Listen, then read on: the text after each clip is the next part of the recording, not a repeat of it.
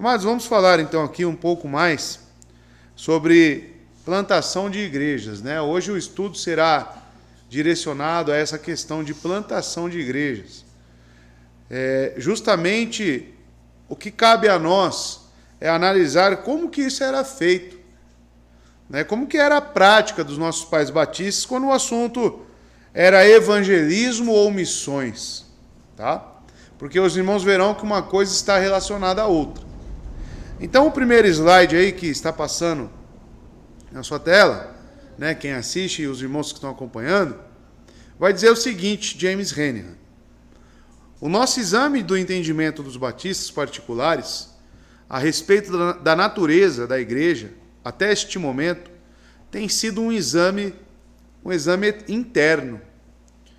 Isto é, um exame dos mecanismos em funcionamento nas igrejas já estabelecidas, né? Por isso que ele chama de um exame interno. Até aqui nós analisamos como que era a prática da igreja, ela funcionando em si. Mas os batistas particulares também tinham um olhar para fora da igreja. Eles criam na necessidade de plantar igrejas em toda a nação. Tá? Então hoje cai por terra aí a questão de que os calvinistas não pensam em missões. Os calvinistas não pensam em evangelismo. E citar nossos pais, os batistas particulares, calvinistas, propriamente ditos, eles sempre tiveram, historicamente falando, uma visão para fora da igreja, não só na igreja. Tá? Eles não podiam se contentar em desfrutar dos seus próprios privilégios, mas estavam ativamente empenhados em pregar aquilo que criam a outras pessoas. Então não era um sentimento apenas individual, né? Igreja, como propriamente falando. Eles pensavam além da caixinha. Eles pensavam além daquela vida cotidiana, dos privilégios que eles tinham como membros na igreja, mas eles queriam pregar essas verdades a outras pessoas em sua nação. Isso era feito principalmente por meio de evangelistas. E esses evangelistas não constituíam um outro ofício na igreja. E embora frequentemente eles fossem pastores, esses homens geralmente eram designados, pessoas designadas e enviadas com a missão de pregar o evangelho e plantar a igreja. Eles levavam consigo a autoridade das igrejas locais que os enviavam. Vejam dois exemplos das convicções que marcavam as igrejas. E vamos entrar no próximo slide, né, nos exemplos. Mas eu gostaria de destacar, só muda aí quando der o toque, tá, Maurício, por favor? Porque aí às vezes eu estou falando no mesmo slide, aí ainda falta alguma explanação. Pode falar. Eu não entendi, mas estava ativamente empenhados em pregar aquilo que criam a outras pessoas. Exato. O que eles criam, eles desejavam passar para outras pessoas, né? Mas vejam, as igrejas tinham então esses ditos evangelistas, que não necessariamente, irmão, se trata de um outro cargo na igreja. Não. Muitas das vezes era um próprio pastor. E assim deve ser. E quebra também aí uma visão sobre missões, né, que nós temos. Minha esposa já fez um curso lá, chamado o curso da Jocum, né? É Jovens com um Propósito, como é que é? Jovens com uma Missão? O que significa Jocum? Jovens com uma Missão? Estou esquecendo, nem lembro, né, o nome do que significa, né, o nome do curso. E não sei especificamente o que eles ensinam lá, mas eles focam muito nessa questão do evangelismo apenas, né? Por exemplo, levar as meninas lá para a Aparecida do Norte, distribuindo água, evangelizando. É bom. Deus pode converter alguém? Sim. Só que isso basta? Não. O pensamento batista, né, particular da época, eles pensavam nessa questão da conversão das pessoas, mas, além disso, eles pensavam no após a conversão. Eles pensavam em como essas pessoas iriam prosseguir com as suas vidas regeneradas, com realmente a conversão instituída ali pelo Santo Espírito. Eles pensavam, então, em fornecer igrejas locais. E qual que é a sua visão de missão, irmãos? O que você entende sobre evangelismo, propriamente dito? Né? Nós vamos ali também, né, no asilo, pregamos o evangelho, mas eu sempre digo, Gessé, informe que a igreja está aqui do lado. Informe que nós estamos aqui prontos para recebê-los. Porque não adianta ir lá pregar o evangelho, eles entenderem, né, ou chegarem até mesmo à conversão, e nós não fornecemos um meio para eles serem inseridos e aperfeiçoados na fé. E a igreja é um meio para isso. Tá? Então esse sempre foi o pensamento batista. Muitos me perguntam, né? Como é que fica a questão de mulheres missionárias, né? Muitos já me perguntaram essa questão. Bom, elas podem até servir de algum auxílio, né, nessas obras. Elas podem participar. Mas o interessante e o primordial é que tem um pastor para iniciar uma igreja ali. É interessante também que a plantação de igreja sempre nascia de outras igrejas. Vocês viram aí o que é dito?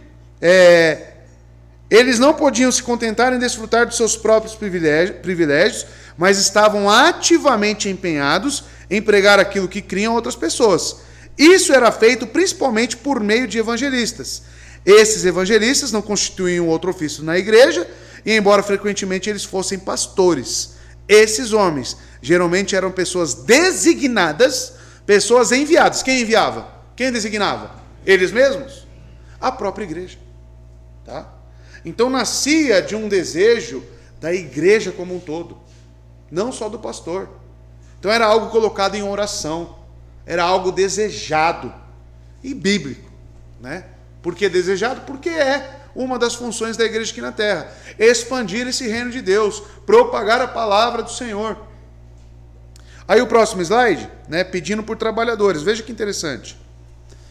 Aqui ele já vai começar a entrar em exemplos práticos. Em 1649, a igreja de Glaziers Hall, em Londres, realizou um dia de oração. Olha só, um dia de oração. Para quê? Para buscar ao Senhor, a fim de que ele enviasse trabalhadores para os lugares e cantos escuros desta terra. No dia seguinte, olha só, Deus respondeu já no dia seguinte. John Miles e Thomas Proud apareceram no meio deles preocupados com as necessidades do país de Gales. Então, se os irmãos verem o mapa, né, a Inglaterra, mais ao norte tem a Irlanda, se não me engano, e mais ao canto inferior esquerdo está lá o país de Gales, tá? Tudo ali naquele arquipélago gigante ali da Inglaterra, tá? Onde fica situada a Inglaterra. Então, veja, os próprios ingleses se preocupavam com os países adjacentes. Eles se preocupavam em orar para que Deus levantasse igrejas lá. E ele continua aqui. Ao que tudo indica, no espaço de 15 dias, eles foram batizados e enviados de volta ao país de Gales, com o objetivo de plantar igrejas. Em 1º de outubro de 1649, os batismos começaram a acontecer, e a igreja de Houston foi organizada. Essa igreja contava com 43 membros por volta de outubro de 1650, em um ano, né? Porque em 1 de outubro os batismos começaram a acontecer. Depois de um ano, em 1650, tinha ali 43 membros. Então os irmãos percebem que isso aqui é pragmatismo, isso aqui é técnica de evangelização, isso aqui é um curso específico que a pessoa... Não, isso aqui é a vontade de Deus sendo instituída. E por que tão rápido aconteceu as coisas? Porque eles oraram em conformidade com essa vontade. Eles pediram a Deus para que levantasse trabalhadores para enviar a Irlanda. Deus tinha esse desejo, então ele institui ali 2 homens para irem, John Miles e Thomas Proud. Então, quando nós oramos em conformidade com a vontade de Deus, certamente ele nos atende. E ter essas igrejas era da vontade do Senhor. Então é o que eu sempre digo aos irmãos, né? Toda plantação de igreja ela deve fluir de forma natural. Ela deve fluir não de forma forçada, irmãos. Ah, eu quero que tenha uma igreja aqui. Não, entre o seu querer e o querer de Deus existe um abismo de diferença. Então nós sempre buscamos inicialmente a vontade do Senhor. E nós analisamos, temos homens para serem enviados? Não, não temos. Então vamos orar para que Deus levante homens. Trabalhadores. Não é isso que Cristo ensina os discípulos? A seara é grande, mas poucos são os ceifeiros. Orai a Deus, o nosso Pai, para que Ele envie o quê? Trabalhadores. Nós devemos orar por trabalhadores. E foi o que a igreja aqui, a igreja de Glacier House, em Londres, fez. E dentro de um ano, olha que período curto, 1 ano, 43 membros numa igreja, recém-plantada. Miles se engajou em um plano agressivo para que as igrejas fossem plantadas, de modo que, decorrido 1 ano a partir do primeiro batismo, mais 2 congregações haviam sido formadas. E a primeira Assembleia Geral no sul do país de Gales foi realizada nos dias 6 e 7 de novembro de 1650. 2 igrejas, a partir desses 2 homens, com um desejo puro, com um desejo bíblico de levar o evangelho e de ali realmente instituir o batismo com essas pessoas. Veja que interessante, tá? Provavelmente John Miles, eu não me aprofundei muito, porque às vezes esses nomes aqui não temos muitas informações, mas são pessoas que vieram de outras igrejas, John Miles e Thomas Proud, O batismo ali geralmente era feito justamente porque vieram de outras, talvez dos independentes, talvez dos presbiterianos. Então é muito provável que eles já tivessem, sim, essa preparação teológica, tá? Para que pudessem ir lá, porque isso é um ponto importante também. Eu vou enviar uma pessoa para plantação de igrejas, para missões, sendo que ela não tem preparação alguma, Não era feito algo de maneira displicente, não, irmãos. Era tudo feito de maneira responsiva, tá? Próximo slide. Não apenas conversões. Veja, White, que é um desses historiadores que fornece muitos materiais para James Renner, e ele é citado bastante aqui no livro, citando o livro de registros da igreja de Houston, afirmava que a missão dada a Miles e a Proud pela igreja de Londres foi reunir um grupo ou sociedade de pessoas que sustentem e pratiquem a doutrina, o culto, a ordem e a disciplina do evangelho de acordo com a instituição primitiva. Tá? Veja então, quais eram os critérios para que eles reunissem um grupo. O grupo era aquele grupo de emocionados, Pregou o evangelho, fez aquele apelo, todo sentimentalista, como as igrejas fazem, e ali tinha aquelas pessoas emocionadas, pronto, agora temos uma igreja? Partiam desse princípio? Sentimentalismo? Não. Eu coloquei aqui em amarelo. Reunir um grupo ou sociedade de pessoas que sustentem e pratiquem.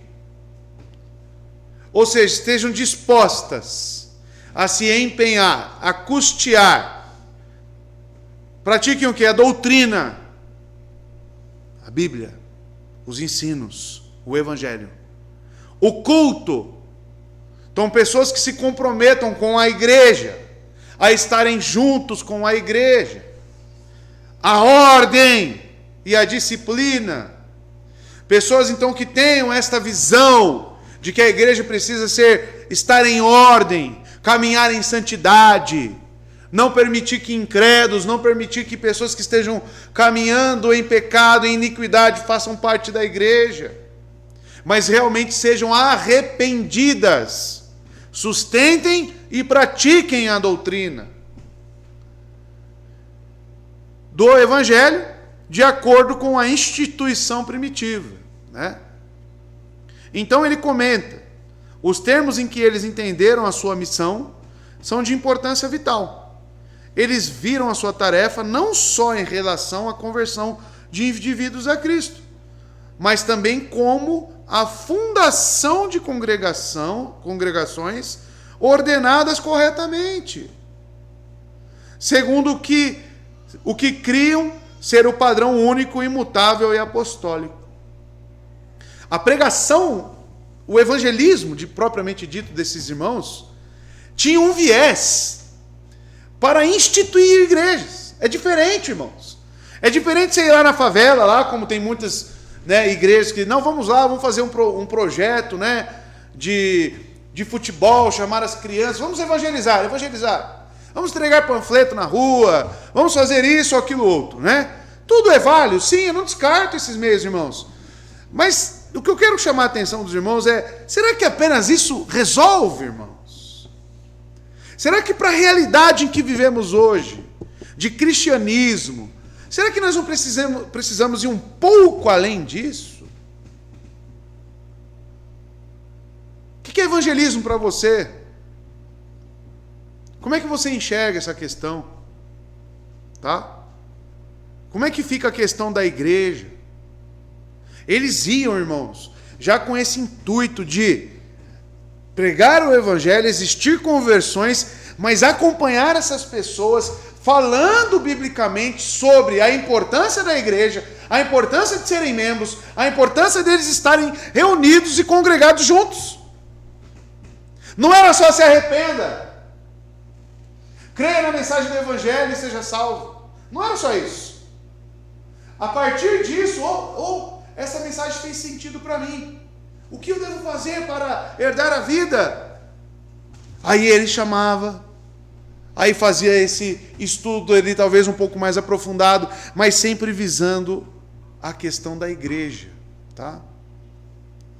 Então, amados, veja a importância disso, tá? O que os irmãos acham? Laura, e aí? Jocum, né? O que você acha aí da questão de plantação da igreja no contexto atual hoje? Né? Como que deve ser o evangelismo hoje?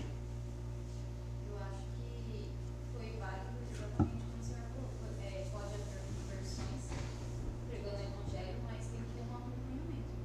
Tem que ter a implantação de igreja para fazer esse acompanhamento e para que surja uma igreja e eles possam viver em comunhão ali, tiverem os convertidos e que realmente façam parte de um corpo, que só pregar o evangelho. Fica algo meio solto, né? Digamos assim, incompleto, digamos. Sim, que a caminhada cristã é difícil, se não tiver ninguém acompanhando, se não tiver um corpo. Eu não entendo como uma pessoa consegue sobreviver, Exatamente. assim, Né? espiritualmente falando. Eu não consigo ver uma pessoa fora do corpo sobrevivendo espiritualmente. Exatamente. Por isso eu acho que tem que ter uma igreja depois. E você acha que na nossa realidade hoje, de Brasil, de cristianismo aqui, em Mogi das Cruzes mesmo, existe essa necessidade? Desse evangelismo enviesado para a plantação de igreja? E já faço a pergunta para os irmãos, como seria esse evangelismo enviesado para a plantação de igreja? Ou seja, direcionado para isso, né? Teria que ser direcionado por Deus mesmo. Teria que ter, é lógico, mecanismo humano, né? Assim, de verificar onde tem ou não igreja, de saber, né, qual lugar é mais ideal também lá em Cerro, né? Tem igreja, mas acho que tem que ser uma coisa direcionada por Deus. Exatamente. E aí, Gessé, como seria esse evangelismo aí, visando a igreja? Como é que você faria, Gessé? Difícil, né, Gessé? Eu pensei em evangelismo algo bem solto. Bem solto, né? Bem solto. Acredito que todos nós, né? Todos nós fomos ensinados assim, né? Mas dá para perceber o evangelismo. Você ir lá, pegar o evangelho e esperar que a pessoa, no máximo você dizer assim, ó, tem uma igreja bíblica em tal lugar, vai lá. Exato. Então nós temos certamente uma ideia errada, né, de evangelismo, né? Porque nós não... Mateus 28 é muito claro quanto a isso. Mateus 28 não é só fazer discípulos, né, pregar lá, batizar e ir embora. Tem o complemento, ensinando-os a obedecer tudo que eu vos tenho dito. Ou seja, como que eles vão aprender continuamente ensinando, né? Continuamente, sem uma igreja? Eles precisarão de um corpo para prosseguir. Então nós temos que ir além nesse nosso evangelismo, irmãos. Nós pregamos o evangelho, mas ao mesmo tempo nós encaminhamos, né, essas pessoas para uma igreja, sim, né? E não apenas visamos conversões, que é algo maravilhoso, sim, mas essa pessoa vai precisar de um acompanhamento. Então veja, a visão desses homens, né, quanto a isso. Aí não apenas conversões, né, continuando aqui para acabar. Então ele comenta, os termos em que eles entenderam a sua missão são de importância vital. Eles viram a tarefa não só em relação à conversão de indivíduos, mas também como a fundação de congregações ordenadas corretamente, segundo o que criam ser o padrão único, imutável e apostólico. O padrão único, tá? Imutável e apostólico. Então essa visão para os pais batistas era a única visão de evangelismo, digamos, ou de missões, tá? Tem um complemento aí no próximo slide, sem dúvida, tá? Não tem título, mas é complemento do anterior. Sem dúvida, White está correto em sua avaliação. A correta ordenação da igreja era tão central para os propósitos redentivos de Deus que qualquer tipo de impulso evangelístico deveria ter como seu propósito mais elevado o estabelecimento de novas assembleias. Pentecoste lá, 3.000 almas, para quê? Para viverem soltas pelo mundo? Né? Não. Foram acrescentadas a quê? A igreja. Né? Eles não só ouviram a mensagem de salvação, mas eles também receberam e foram inseridos numa igreja. Tá? Então esse é o modo operante de missões e evangelismo bíblico, apostólico. Paulo ia lá, como é que Paulo fazia? Pregava, né? Ficava um período na cidade em que ele ia? Sim, ficava lá, ficava pregando. Essas pessoas iam se congregando, iam se reunindo, e ali, depois de um tempo, ele designava esses líderes em votação ali da própria igreja, tá? Éfeso foi assim, dentre outras, a qual Paulo plantou. Sempre visava plantação de igrejas, tá? Pode falar, João. Minha prima, ela era missionária, né, na igreja, só que ela ia para o Haiti, para os outros lugares, mas eles só pregavam o evangelho, era só um mesmo, porque eles não tinham uma igreja local, né, para indicar as pessoas. Aí tinha que esperar alguém lá, era tudo, né? Era mais assistencialismo, né? Era mais assistencialismo. E tem o caso também daquele rapaz... Missão integral, já ouviram falar?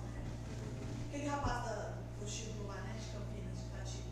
Eu não sei lá, se ele direcionado para a igreja, acho que não, né? Eles ficavam fazendo culto. Eu acho que o culto era lá mesmo. Na casa dele. Ele mesmo fazia. Na casa dele. Só que ele não tinha lugar para direcionar elas, entendeu? Eles tiravam ela daquela condição de vida. Mas aí como fica esse caso, né? Que igreja que vai? Porque lá não tinha. Então, ele reunia, né, na casa dele, né? Ele fazia o acompanhamento, o pós-evangelismo na própria casa dele. Mas é ok, né? Ok. Até ele ter um grupo de pessoas ali que estejam aptas, né? Para poder... Ele pagava, né, o programa, entre aspas, mas ele ia para evangelizar as mulheres, né? E tirando dessa vida. Aí depois ele e a esposa que conduziam, né, na casa, até hospedavam. E as igrejas não queriam nem apoiar esse trabalho porque achavam muito escandaloso, né? Digamos assim. Né? Pode falar. Ele foi como, né? Exatamente. Pode falar, Zé. Isso explica a facilidade que a gente vê tantas igrejas fazendo o evangelismo, mas se for pensar bem biblicamente, é muito mais trabalhoso. É só evangelizar isso aí. Se for só evangelizar isso aí, eu acho que a gente consegue fazer outra coisa. Você diz trabalhoso essa visão dos pais batistas, né? De plantação de igreja, né? Sim, com certeza. Porque ir lá, evangelizar, eu voltar próximo ano, na Pibitinha. Em um ano, eu acho que ia pra mim, alguma coisa assim. Ia lá e levava roupa e tudo mais, mas não visava nenhum propósito de colocar uma igreja lá. Era fácil. Exatamente, né? Assim, pode ser que alguém venha à conversão? Pode, dê um descarto, tá? Mas olhando biblicamente, está completo ou incompleto esse método? Está incompleto, tá? Está incompleto. A igreja deve pensar além disto. A igreja deve pensar em estabelecer esses irmãos. Ou trazendo eles para a igreja local, ou preparar lá para ter essa igreja. Tá? Essa é a visão correta, irmãos. No Jardim Planalto a gente fazia isso, né? Fazia, a nossa intenção era ter uma igreja lá, né? Só que é complicada a questão do assistencialismo, irmãos, porque as pessoas visam mais isso, né? A igreja ia, fornecia cesta básica, a igreja ia, ajudava lá construindo casas, inclusive para aquelas pessoas lá em dificuldade. Ao mesmo tempo, tinha cultos todos os domingos, né? Naquele bairro. Aí eu pergunto aos irmãos, as pessoas que estavam recebendo casa, alimento, elas iam para o culto? Eu já fiz culto lá para uma pessoa. Então as pessoas não estavam querendo o evangelho. As pessoas estavam querendo pães e peixes. Então aí que a métrica, né? Como nós vamos medir isso, tem que ser uma pessoa com sabedoria, tem que ser uma pessoa que tenha a perspicácia da situação. Porque estamos lá levando esse assistencialismo e pregando o evangelho. Mas as pessoas querem assistencialismo ou as pessoas querem o evangelho?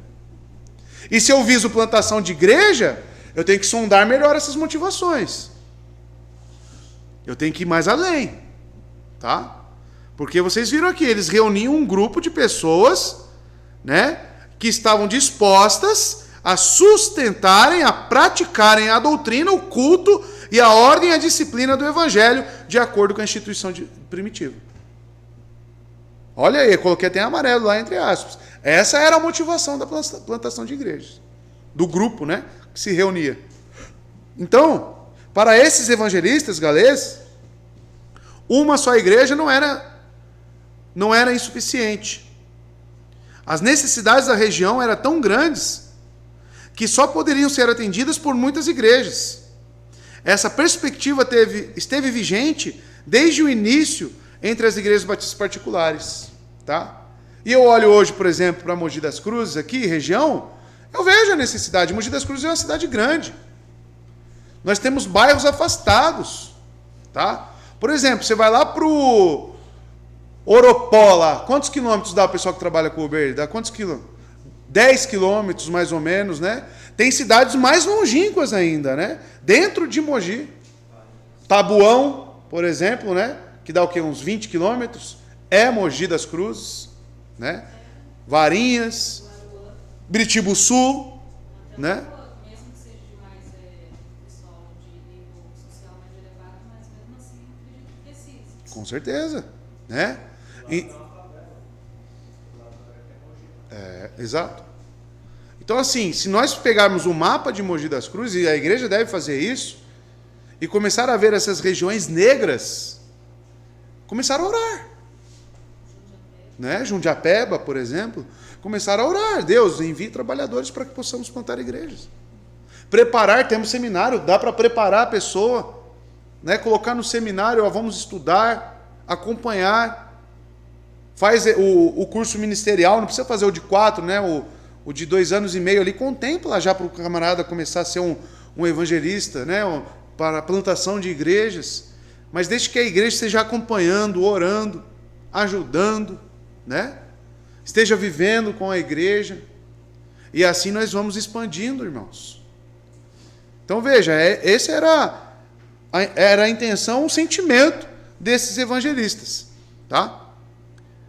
Próximo exemplo é a plantação em Wrexham. Mais um exemplo citado aí pelo nosso historiador James Renningham. A igreja de Londres, sob o ministério de Hansard Knowles, olha lá, enviou Thomas Tillam para outro dos cantos escuros da terra, ao norte, em dezembro de 1651. Ele foi nomeado e enviado pelo comitê para a propagação do evangelho. Olha só, a igreja de Hansard Knowles tinha um comitê, tá, de propagação do evangelho. Certamente ele tinha homens, né, habilitados para isso. Por isso que eu gostaria muito que os homens da igreja, né, além de estudar a nossa confissão de fé, fizessem o seminário. Por quê? Porque a visão da igreja, e nós sempre tivemos essa visão desde o primeiro ano. Quem está aqui desde o início sabe dessa questão de plantação de igreja. A gente sempre teve esse desejo. Mas é necessário trabalhadores habilitados, prontos. né? Aí a igreja fornece todo, né, o meio para que isso traga, né, a preparação, mas muitas das vezes falta vontade. Essa é a verdade, falta vontade, falta querência, né? Então veja, a igreja de Hansel de Knowles tinha esse comitê de pregação do evangelho. Inclusive, né, ele coloca, criada pelo parlamento em fevereiro de 1649 e 50. E ele utilizou esse posto como base para plantar uma igreja batista em Hexham. Em 7 meses foram batizados 16 indivíduos em uma igreja formada. Tillam considerou isso como o grande objetivo de sua missão, abre aspas. Olha aí o que ele diz. No dia 21 do quinto mês de 1652, após uma séria ponderação e alguma preparação no Evangelho, um templo vivo começou a ser formado por pedras vivas. Eles se entregaram solenemente ao Senhor e uns aos outros para caminharem juntos em comunhão, submetendo-se a todas as ordenanças do Evangelho. Eu, Thomas Tillam, comprometido com o noivo, no caso Cristo, espero apresentá-los a Cristo como uma virgem pura. Tá? Mas, detalhe, após o quê? Uma séria ponderação, análise, perguntas, uma séria ponderação e alguma preparação no Evangelho. Então não era feito no emocionalismo. Está claro aqui, conforme o texto histórico. Era algo feito com séria ponderação e preparação. Tá? Então os irmãos vinham, ele explicava essa necessidade, né, da conversão, o arrependimento, mas ao mesmo tempo ele já começava a ponderar a questão da submissão ao Evangelho. E aí eu pergunto aos irmãos, quando você pensa na sua submissão ao Evangelho, o que vem na sua mente? Do que se trata essa sua submissão ao Evangelho? Quem pode me falar? Mas é muito geral, né? Mas fale mais. Que submissão ao Evangelho é essa? Atrelada, veja o foco que nós estamos. Atrelada à evangelização. A quê? O que é a obediência ao Evangelho? Quais? Exemplos? Batismo, ceia, o que mais? Qual mais ordenanças nós temos? Porque é submissão ao Evangelho. O que mais que o Evangelho exige de mim? Comunhão, oração, pregação, evangelismo, santificação. Se o Senhor me mandar lá para não sei aonde, eu tenho que ir. Correto? Oração uns pelos outros, carregar os fardos uns dos outros, todos aqueles deveres de membros que os irmãos encontram no pacto, são bíblicos? Têm embasamento? São ordenanças do próprio Cristo? Sim, então estão atrelados à minha submissão ao Evangelho. Se Ele é Senhor da minha vida, eu tenho que olhar para tudo que o meu Senhor me ordena e viver em consonância àquilo. Evangelho, então, amados, não se trata apenas da mensagem da salvação. Se arrepende e seja salvo. Porque quando você é salvo, você é comprado pelo sangue de Cristo, correto? E se você é comprado, você não é mais de si mesmo. Você é dele. Ele é o seu Senhor e Salvador. E se Ele é meu Senhor e Salvador, Ele me emite ordens para que eu viva em conformidade a este Evangelho. Isso sai de mente. Quantos irmãos aqui chegaram para mim? Quantos? Né? A grande maioria. Quando estamos ainda estudando, né, a eclesiologia, quando estudamos lá o livro do Jeffrey Johnson, pastor, eu não tinha nem noção de que eu tinha que viver dessa forma como igreja. Eu nem entendia, eu não tinha nem noção de que igreja era isso. Por quê? Porque certamente o que pregaram para você foi apenas a mensagem da salvação. Talvez, né? Outros nem isso. Mas essa questão de vida na igreja, a importância da igreja não é passada, irmãos. Não é passado. É tido como algo distinto do Evangelho. Em Atos é claro, aqueles que criam, eram batizados, começavam a se dedicar à doutrina dos apóstolos, à comunhão, às orações, ao partir do pão. Então não é só crer, tem um após. Atos deixa isso muito bem claro. Pode falar, Gu. A maioria das igrejas hoje elas não tem essa preocupação em serem mais específicos, né, ensinarem as doutrinas mesmo com detalhes. Não estão muito preocupadas com doutrina, porque elas sabem que isso vai trazer mais dificuldade, digamos assim, né? O caminhar vai ser mais estreito. Uhum. E querendo ou não, muitas pessoas, né, vão acabar saindo. Então eles ficam nessa, né? Vamos manter o máximo de pessoas possível e a gente vai tocando aí de maneira subjetiva. Fala de alguma coisa de maneira subjetiva, outra de maneira subjetiva e a gente só vai rolando a bola, né? Como o pessoal diz. Exato. É justamente por isso, para não querer afastar as pessoas, né? Pela dificuldade que é seguir a Cristo, a dificuldade eu digo na questão de ser a porta estreita, né? Sim, as exigências que o próprio Evangelho nos faz. E a gente vê que, como eu falo para eles, né? Parece que conforme vai passando o tempo, a gente vai ganhando mais entendimento bíblico, o caminho vai ficando cada vez mais. Sim, exatamente. Então o pragmatismo hoje dentro das igrejas é o que traz esse pensamento. Eu quero as pessoas aqui, para me manter as pessoas no lugar, eu tenho que ter estratégias para isso. Agora, para me manter pessoas salvas na igreja, basta eu pregar o Evangelho. Basta eu falar sobre a Bíblia. Né? Pode falar, Maurício.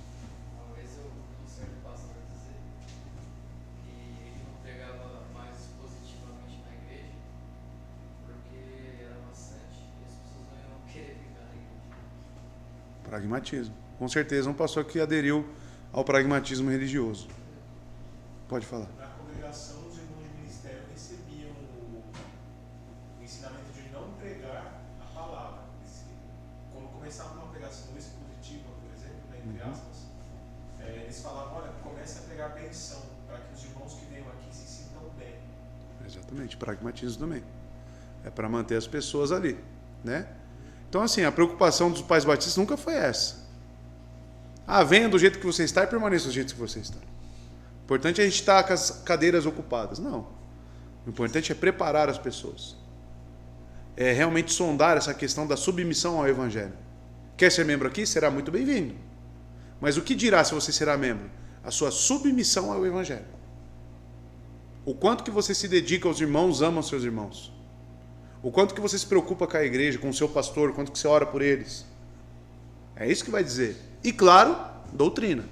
Porque não tem como ter comunhão, sendo que não temos a mesma doutrina. Tá? Então a doutrina nos une e também, né, esses laços de amor entre os irmãos. Tá? Então é isso que tem que ser pregado. Né? A mensagem de salvação ela não pode estar isolada da vida congregacional como igreja, como irmãos. Cristo, muito bem claro, quando lavou os pés dos discípulos, lá em João 13, ele disse, um novo mandamento vos dou. Qual? Que amem uns aos outros. E ele acrescenta, e assim saberão que são meus discípulos. Olha só, discipulado tem a ver o quê? Com essa tratativa, com essa troca entre nós. Eu amo a Deus. Amém. E aos irmãos, você ama? Não tem dificuldade. Opa. O seu amor a Deus vai refletir no seu amor para com seus irmãos. Para a sua submissão com o Evangelho. Então, nós vivemos tempos sombrios, irmãos, de cristianismo. Tá? É muito fácil, como Israel falou, vamos lá para Apiaí, vamos lá para Minas Gerais, vamos lá para o Haiti, vamos para todos esses lugares aí carentes. Ok, devemos fazer isso? Devemos. Mas com qual intenção? Com qual preparação? Tá? Não é só ir lá entregar roupa e comida. Não é só isso. Tá? Aí entramos numa questão aí de missão integral, né? Que você parte da parte social para o Evangelho. Não, nós partimos do Evangelho. É o Evangelho que muda indivíduos. É o Evangelho que transforma sociedades. E não marmita e muito menos roupa. tá? É o evangelho que muda indivíduos. E claro, depois nós podemos pensar nessas outras coisas. Então veja, o objetivo de Tila era muito bem claro, né? Ele era comprometido agora, né, plantando essa igreja, teve essas conversões, não tão grande como a do país de Gales, né? Mas considerável, 16 indivíduos, então, ali batizados, formaram essa igreja. O próximo slide aí. Evangelização é plantação de igrejas. Então isso tem que ficar muito bem claro para nós. Vamos evangelizar. A IBR Mogi das Cruzes vai começar um projeto de evangelismo. O que tem que estar na pauta desse projeto? Plantação de igreja. Tá? Tudo que iremos fazer é para culminar, é para chegar neste ponto. A fórmula para a plantação de igrejas estava no fundamento desta ação. A evangelização não foi levada a cabo simplesmente em busca de conversões. As igrejas tinham de ser plantadas. Essa é uma parte essencial da recente doutrina confessional da igreja. Esperava-se que aqueles que receberam o dom da salvação se tornassem parte de uma igreja bem ordenada. Olha aí. Esperava-se que aqueles que receberam o dom da salvação se tornassem parte de uma igreja bem ordenada. Os batistas não podiam conceber a evangelização separada da plantação de igrejas. Os convertidos deviam ser batizados e reunidos como igreja por um sábio mestre de obras, para usar o termo de Kish, né, de Benjamin Kish. Então veja, irmãos, o pensamento batista é confessional, ele cita, né, o historiador, esse é um pensamento reformado, digamos, tá? Não sei como que pensam, né, nossos irmãos presbiterianos, porque estamos aqui estudando os batistas, mas falando dos batistas confessionais, essa era a ideia de evangelização. Essa era a ideia. Tá? Aí a pergunta, por que perdeu isso, né? Vem à mente, pode falar. Quer dizer que a gente não possa evangelizar. Isso, deixei bem claro, não descarto, né? Mas assim, toda vez que a gente evangelizar, o final disso vai ser trazer essa pessoa para a igreja. Por exemplo, alguém que está no trabalho em Israel, muitas pessoas trabalham no lugar fixo, ocorre a evangelização lá, a gente prega o evangelho, essa pessoa pode receber a fé, ela deve vir para uma igreja. Exato. Sempre. Exato. E o nosso bairro é a mesma coisa. Se acontecer de a gente pregar e uma pessoa se converter, essa pessoa deve vir fazer parte de uma igreja. Exato. Sempre. Sempre. Exatamente. Digamos que é o após-evangelismo, né? Que faz parte do todo, né?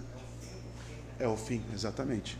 Tanto que eu sempre falo para irmãos que estão na igreja, e já aconteceu, os irmãos sabem disso, moram longe, têm dificuldade financeira, eu chego e falo, a igreja está disposta a te ajudar com passagem, com gasolina, o que for. Mas é importante que você esteja congregando na igreja. Por quê? É aqui que você está submisso, né, ao evangelho. Já falei isso para você, irmão? Já falei para outros irmãos. Estou com dificuldade financeira para vir em todos os cultos, né? Para estar no corpo. Veja, irmãos, não é vir ao culto. Eu acho que isso é um termo muito simplista, né? Apesar que o culto é muito importante, o culto solene é muito importante. Mas a pessoa fala, não consigo vir aos cultos. Essa fala já está errada. Não é só vir ao culto. É você estar no corpo, é você viver igreja. Porque é no culto que você canta com seus irmãos. É no culto onde você aprende junto com seus irmãos. É no culto onde você tem essa troca. Quando eu vejo meu irmão cantando, externalizando a sua gratidão, a sua alegria a Deus, eu sou abençoado com aquilo. Quando eu sou exortado pelo meu irmão, e às vezes pós-culto ou antes do culto isso acontece, é estar juntos. Isso faz parte do evangelho, irmãos. Não é só vir no culto, tá? Que as pessoas encaram, né, a presença na igreja, a agenda da igreja, como apenas uma agenda, como apenas atividades, como apenas ativismo. Não é só ativismo, irmãos. Nem é ativismo. É vida na vida. É troca. É amar e ser amado. É compartilhar, é vir triste e sair alegre, encorajado. E você tem essa responsabilidade. Por isso que o pensamento de plantação de igreja, evangelismo, envolve a plantação de igreja. Tem esse após. Tá? Então, muito bem colocado pelo Fábio. Se o Israel vai lá e evangeliza os amigos dele no trabalho, ele já tem que ter o pensamento de quê? De que aquelas pessoas precisam de uma igreja bíblica. Ele precisa ter isso. Como que ele vai fazer isso? Se tratando de pessoas convertidas, ele vai falar, olha aqui, o que se trata a sua submissão ao evangelho? Você precisa fazer isso, isso, isso, isso. Não só a conversão. E como é que ele vai cumprir? Numa igreja, né? Pode falar. Eu sempre peço oração para ele, eu aconselhei ele ir na igreja do pastor Silas. Ele mora em Suzano. Vai na sua igreja, eu falei, da igreja do Suzano. E ficou naquela, não, mas tem a igreja que eu ia. Aí eu mostrei pra mim, lá do Bom Justo, que era uma igreja mais próxima da sua Bíblia. Tem às vezes esse critério também, a pessoa que não tem entendimento, ela acha que aquilo é uma igreja bíblica. Exatamente, isso que eu ia falar. Minha esposa também falando com uma colega de trabalho e disse, precisa buscar uma igreja bíblica. A pergunta que eu faço para vocês, as pessoas sabem o que é uma igreja bíblica? Você precisa explicar então, irmão. Como? Falando das obrigações que o crente após conversão tem para com o evangelho. Né? Pode falar. Acho que o evangelismo hoje tem que ser bem diferente, né? Total. Porque você tem que pregar o evangelho e ainda tem que ensinar o que é uma igreja, porque hoje em dia está muito difícil. E a gente vê que essas pessoas aqui tinham toda a dificuldade, né? Até aqui vai falar da restauração inglesa, e mesmo assim elas conseguiam.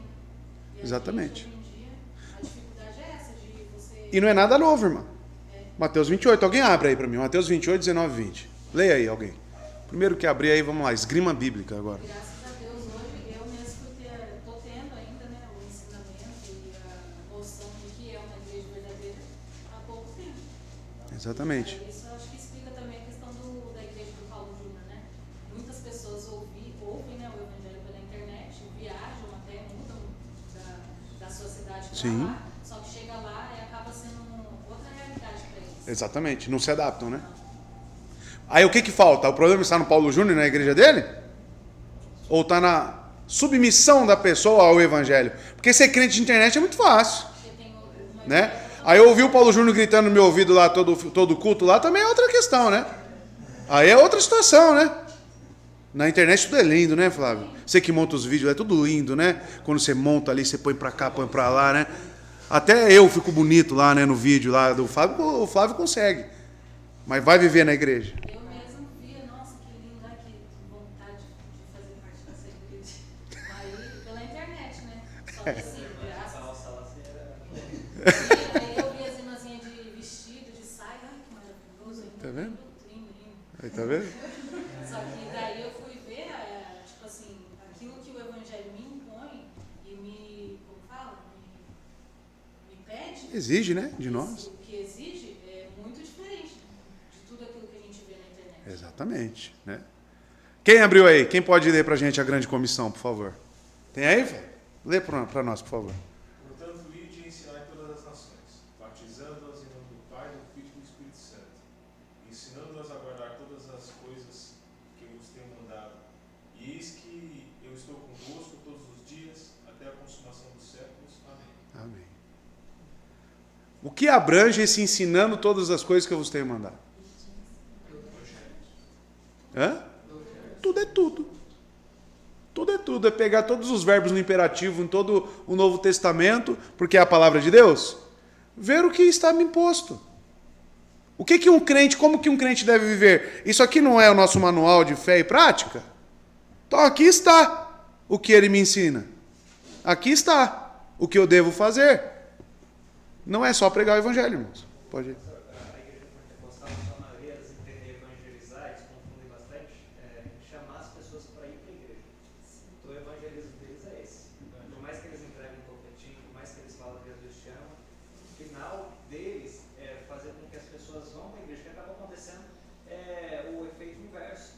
Porque eles trazem pessoas que não são salvas, que aceitam a Jesus, começam a fazer parte da igreja porque Esse é o problema. Justamente o inverso que ele deveria fazer. É a gente pregar o evangelho, essas pessoas serem salvas e então serem trazidas para a igreja. Isso. Pode ocorrer dessas pessoas querer ouvir a gente falando, nossa, quero ir na sua igreja, pode acontecer isso.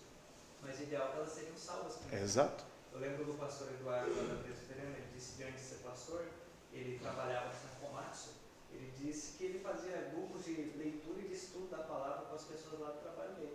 Entendeu? E ele ia evangelizando, aí provavelmente não sei se alguém foi salvo ou tudo mais, mas ele fazia isso, antes de levar as pessoas para a igreja. Exato. Né, o seu vizinho, chama o seu vizinho para participar do culto doméstico, o estudo bíblico. Aí seu vizinho, quem sabe, chega à conversão, aí você pode, agora está tudo certo, fiz minha parte. Não. Aí precisa ensinar ele. Aí você traz para a igreja, né? Ou se for muito longe, você vai ajudá-lo a encontrar uma igreja. Então tem um apóstolo. Isso que o Fábio falando é muito pertinente, porque os pentecostais, infelizmente, eles fazem o caminho inverso, né? Não, venham todos, né? E chegam lá, eles encontram músicas, talvez, né, palatáveis. Eles se sentem bem, né, naquele meio, mesmo sendo pecadores. E aí que é um problema. Como que um pecador vai se sentir bem, né? Um pecador impenitente, não um pecador arrependido. Como é que ele vai se sentir bem na igreja que é santa? Justamente por causa que os meios que estão sendo oferecidos na igreja são meios carnais, humanos, músicas, antropocêntricas. E aí vai. Profetadas, né? Quem que não gosta de saber do futuro, não é legal? É igual aquela fofoquinha que os outros vêm contar no seu ouvido. Você, nossa, é mesmo? É? Né? É a profetada, né, do seu futuro. Isso as coisas vai arraigando. E aí acontece ainda, Satanás pega isso. Eu vou fazer bem acontecer isso aí, né? E Deus permite, né? Deus dá essa concessão. Aí vai lá, acontece. Pronto, essa é a minha religião. Pronto, tá lá. Um pecador impenitente dentro de uma igreja dizendo que é salvo e dizendo que Deus está com ele. Aí pronto, aí perdeu todo o sentido de evangelismo. Todo o sentido. O passo a passo para evangelismo e plantação de igreja, irmãos, está em Atos capítulo 2. E Atos capítulo 2, tá? Então, continuando, né? Evangelização é plantação de igrejas, né? Próximo slide aí vai falar sobre Benjamin Kitt.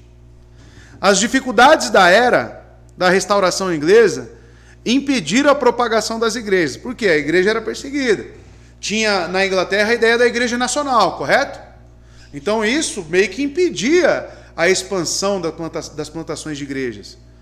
Mas durante uma relativa liberdade, no ano de 1690, porque nós sabemos que teve aquele período de anistia, né? Onde foi liberado essas outras religiões, mas logo voltaram atrás, foram feitas várias tentativas para formar novas congregações nesse curto período, tá? De certa liberdade, né?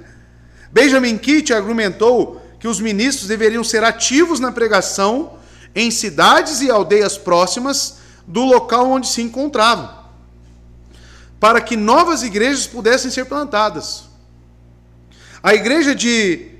aí é difícil, né? Brosgrove, acho que é isso, em Worcestershire, alguma coisa assim também, ordenou David Crossley como evangelista em 1692, declarando o seguinte: nós, em virtude da autoridade que nos foi dada pelo nosso Senhor Jesus Cristo, chamamos o nosso irmão para pregar o evangelho e batizar onde quer que a providência de Deus abra uma porta para o seu ministério.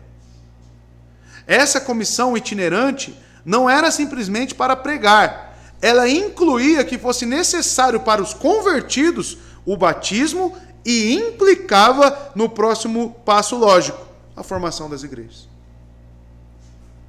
Então, até mesmo Benjamin Kitt, que foi um pastor, né, ele tinha esses pastores aí itinerantes, digamos. E isso foi algo que eu até falei lá para a Associação Batista Reformada, né, que foi criada agora, na região do Sudeste. Nós orarmos e termos esses pastores prontos, por exemplo, para a plantação de igrejas e evangelismo. Então vamos ver se a ideia vai para o lado. O presidente lá gostou da ideia, né? Eu mandei trechos do próprio livro. Por exemplo, lá em Cerro, estamos precisando de uma plantação de igreja. Vamos supor que a associação já tivesse esse pastor itinerante. E tivesse aí um recolhimento, claro, né, de todas as igrejas para sustentar esse pastor. Aí ele fosse lá para Cerro, ficasse lá o período que fosse necessário, 1 ano, 2 anos, instituía essa igreja, dava solidez para essa igreja, formava ali um líder, um futuro pastor, depois ele ia para outro lugar. Aí vamos supor que a gente tem 3 pastores itinerantes dessa forma para plantação de igrejas. Olha que maravilhoso, né? Então as igrejas têm que começar a pensar fora da caixinha aqui, nossa. Nós temos que pensar nesse evangelismo completo, irmãos, tá? E nós aqui mesmo temos que começar a orar por líderes, tá? Para que os homens comecem a fazer esse estudo, participar do seminário, buscar capacitação, para servir o reino de Deus, irmãos. Associações juntas, olha aí o próximo slide. Associações juntas, esse impulso evangelístico foi a força motriz da iniciativa da Assembleia Geral de 1689. Então as igrejas, essa Assembleia Geral reunia igrejas, para criar um fundo destinado, juntamente com outros objetivos, a enviar ministros para pregar, tanto na cidade como no campo. No informe narrativo de 1690, eles se alegram com o bom trabalho já feito através do fundo, especialmente em Essex, em Suffolk, onde não havia igrejas de batizados. A missão foi tão bem recebida ali que é possível que se formem 2 igrejas. Olha aí as associações agindo em prol do reino, né? Igrejas formadas. Porque talvez para fazer essa questão aqui, uma igreja que nem a gente, é difícil. Mas vamos supor 3 igrejas reunidas, que retiram uma parte do nosso fundo, destinada a sustentar esses pastores plantadores de igreja. Olha que maravilhoso, né? Homens piedosos, homens de bom testemunho, dentre todos os critérios para realmente ser um pastor, né? Ou um presbítero. Então 2 igrejas surgiram, irmãos, desta iniciativa. Então, de acordo com Murdina McDowell, né? Ou McDonald, Richard Tidmarsh tinha sido enviado para aqueles condados. E, aparentemente, o resultado foi a plantação de 2 novas igrejas. Tá? Então, perceba, irmãos, às vezes precisa um planejamento, às vezes precisa alguém dar o pontapé inicial. E nós, como igrejas, temos que ter isso em mente. Nós temos que pensar, sim, em plantação de igrejas. Isso tem que queimar no nosso coração, tá? A grande comissão está aí, é uma ordem. Igrejas devem pensar nisso, irmãos. Então, batistas particulares são missionários. Né, o próximo slide. Esses exemplos nos dão algumas indicações de que, pelo menos entre os líderes do movimento, existia uma preocupação pela propagação da mensagem do Evangelho e o desejo de ver igrejas se multiplicando. Para eles, a igreja não era simplesmente uma sociedade de pessoas santas reunidas para a comunhão entre si, mas era um instrumento para levar luz e vida aos lugares mais escuros. E talvez nós devemos, irmãos, até revisar o nosso conceito de igreja. Porque nós pensamos, o que é a igreja? E vimos toda a essência da igreja, a natureza da igreja, mas não é apenas reunião dos santos. É uma reunião dos santos que se preocupa com essa multiplicação, com essa expansão do reino. E nós caímos na rotina e pensamos que igreja é só para nós. Nós pensamos que aqui é o nosso mundinho, né? A nossa bolha. Mas, amados, essa bolha ela tem que ser estourada. Cristo veio e o evangelho deve ser pregado em todas as nações, irmãos. A todo indivíduo. E nós temos que ter isso como objetivo. Isso faz parte da natureza da igreja. E eles encorajaram e se envolveram em esforços missionários, segundo suas capacidades. Sem dúvida, a relativa pobreza de muitas das igrejas e dos seus ministros impediu a expansão. Mas foram feitos esforços, os quais, por vezes, obtiveram resultados positivos. Tá?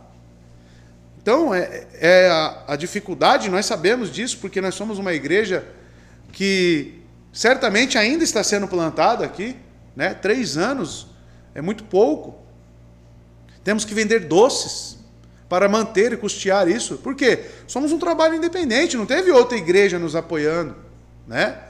Mas vamos supor que essa igreja esteja solidificada, né? Tenha recursos. Essa igreja não deve se tornar um banco, juntando dinheiro, não. Ela tem que olhar para esses recursos e visar o reino, a expansão, tá?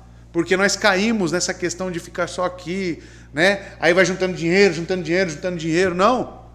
Nós temos que visar a nossa saúde e estabilidade financeira para sustentar os ministros daqui instituídos, mas após isso, é o quê?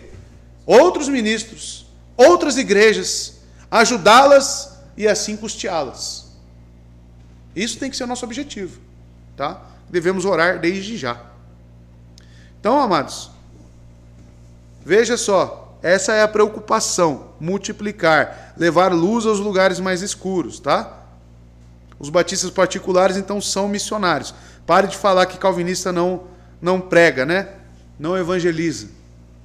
Conclusão. Na eclesiologia dos batistas particulares, a igreja era fundamentalmente o resultado da atividade pessoal e soberana de Cristo em chamar os pecadores para fora do mundo, para a salvação.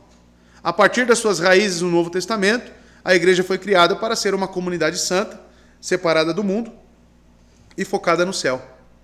Ela era invisível, no sentido de que os corações renovados de seus membros constituintes não eram aparentes, a olho nu, mas tornavam-se visíveis como? Na formação de igrejas locais. Tá? A igreja local é tão bela, amados, a igreja de Cristo local, que ela é o que torna visível realmente a salvação dos crentes. É justamente nessa reunião dos santos, tá? Fora as boas obras, né? Ou seja, o caráter invisível, ele existe, né? Essa parte subjetiva da fé, mas ela também existe a parte que se torna aparente, né? E a igreja local é uma delas. Pessoas comprometidas com o evangelho, comprometidas com as ordenanças de Cristo, reunidas, é um maior dos sinais de que realmente Cristo reina e tem o seu reino aqui instituído na terra. A Igreja Universal era entendida como a soma total das verdadeiras igrejas existentes no mundo. Sua autoridade ou poder não estava centralizada no homem. Não podia ser nacional nem incorporar os indivíduos que habitavam um determinado império, mas estava reunida aos pés de sua cabeça, Jesus Cristo. Nenhuma das assembleias de cristãos foi perfeita. No entanto, elas apresentavam as características da obra de Deus e assim demonstravam a realidade e validade de sua reivindicação de serem igrejas perante todos aqueles que as observavam.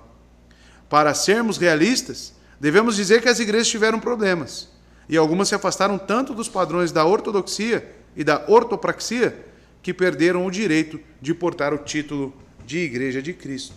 Tá? Mas, amados, ressalta aqui novamente a questão da autoridade da igreja, da onde que vem.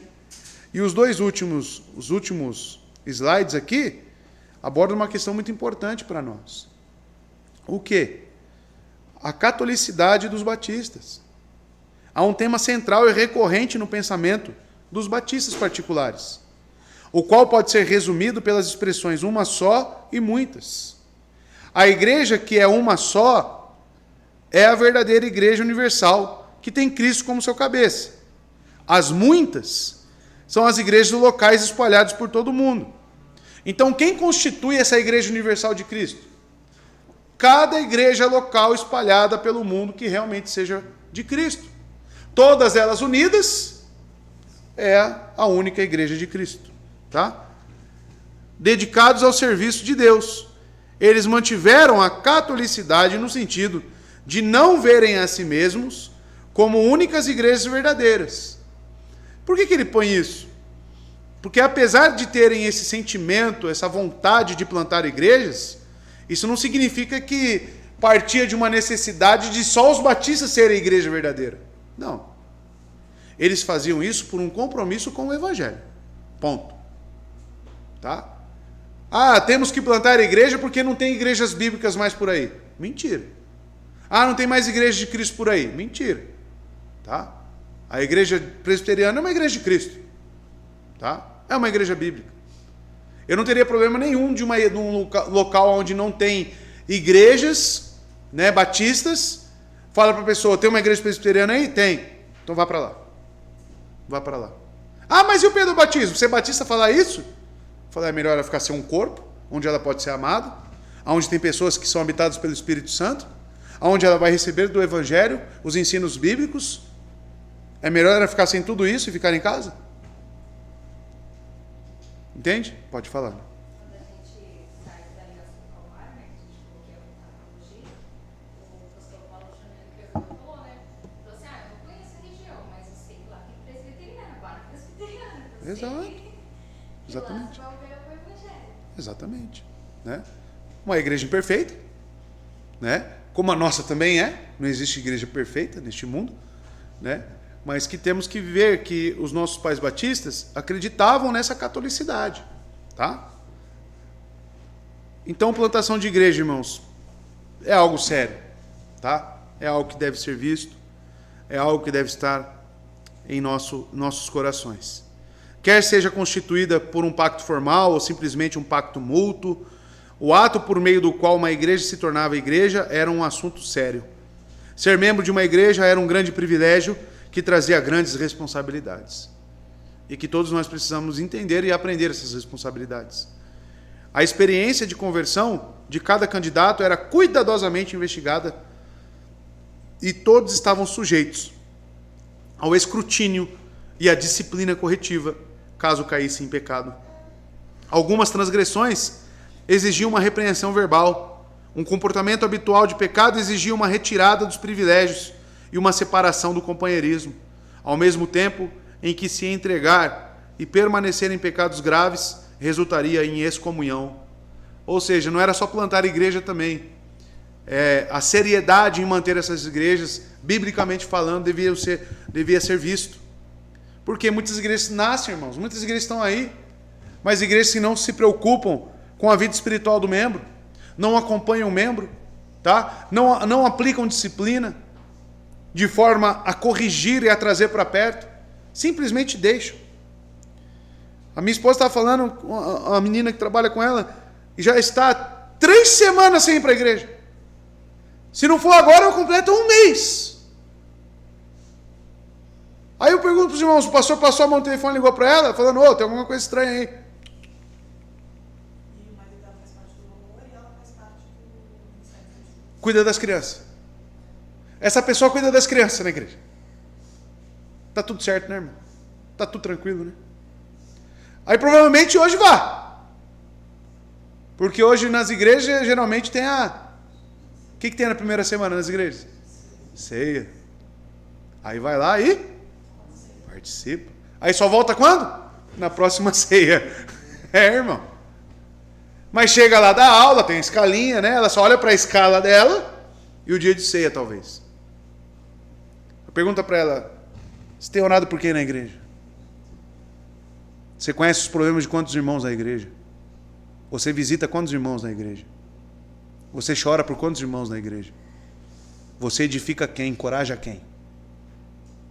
Você é membro? Né? Não é membro. Pode falar, João. Uma vez eu cheguei a perguntar para ela assim, né? Eu falei, mas como que funciona a igreja? Como que é administrado o dinheiro da igreja? Não, nem sei, mas e as entradas como que é? Nossa, Ju, nem estou lá para olhar isso. Eu falei, nem tem o que falar, né? Não entende, não sabe, né, quais são as obrigações. Na portaria eu não fico porque já me chamaram, mas eu não consigo falar com as pessoas, dar bom dia. Está aí um sério sinal de que essa pessoa precisa realmente conhecer o Evangelho, né? Precisa ser aperfeiçoado e trabalhado.